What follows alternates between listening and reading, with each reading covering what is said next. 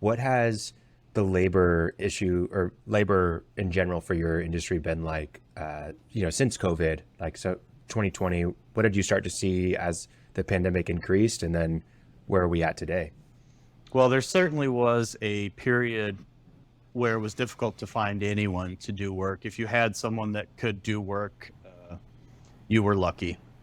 I think Mm. that has changed here just within the last few months. It went from, a year or two ago, calling around trying to find people to do work to now people actually calling and reaching out saying, "Hey, would love to get on board with you. Would love to do some work for you."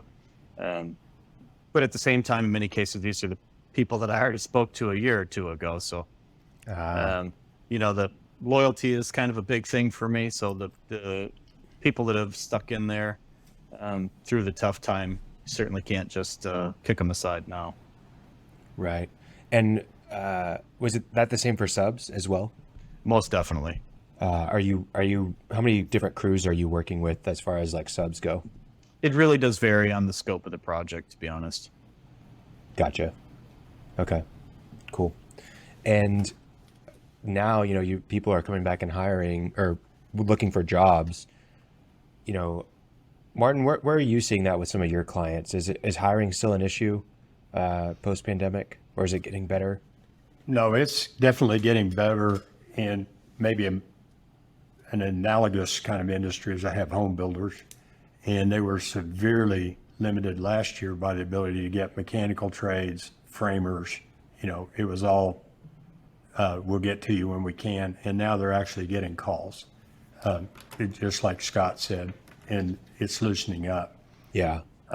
There are still people looking for people, Yeah. but the effort is going to be to match them up.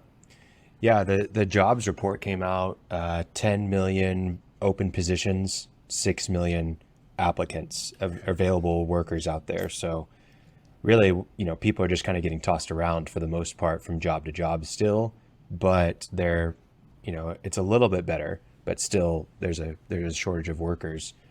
I'm seeing with a lot of companies, especially on the sales side, that it still hasn't turned over yet. They're still having trouble finding biz dev people, still having trouble finding people to do sales roles.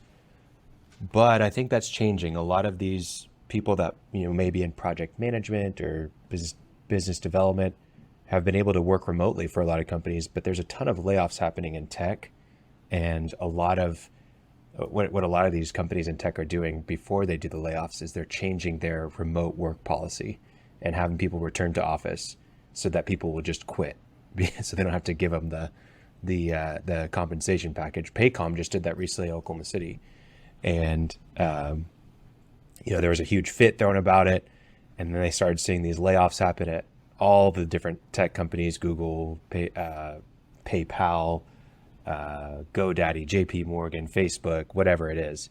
And now they're being quiet about the return to office policy.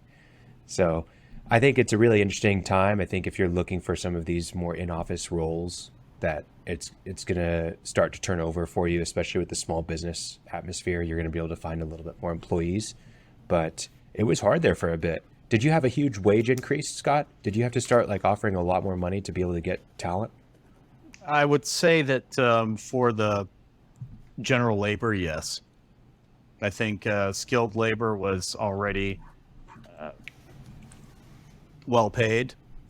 And so Yeah. I think there was more of an increase in general labor than there was in skilled labor.